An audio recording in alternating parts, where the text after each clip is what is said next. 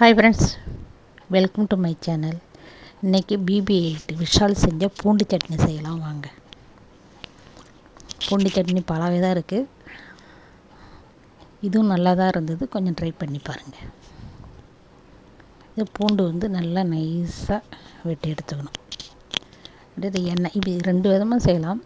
பூண்டு, அதுக்கு மேலே மிளகாய் பொடி, தனியா பொடி எல்லாம் சேர்த்து அதுக்கு மேலே எண்ணெய் ஊற்றி தாளிப்பு கொடுத்தா அது ஒரு டேஸ்ட். அதுவும் நல்லா தான் இருக்கும். நல்லா கொஞ்சம் பச்சை வாசனை நல்லாயிருக்கும். இது கொஞ்சம் லைட்டாக வதக்கிட்டு செஞ்சால் இது ஒரு டேஸ்ட். இதுவும் நல்லாயிருக்கும். இது கொஞ்சம் நல்லா லைட்டாக, ரொம்பலாம் வதக்கக்கூடாது, கொஞ்சமாக லைட்டாக வதக்கினா போதும்.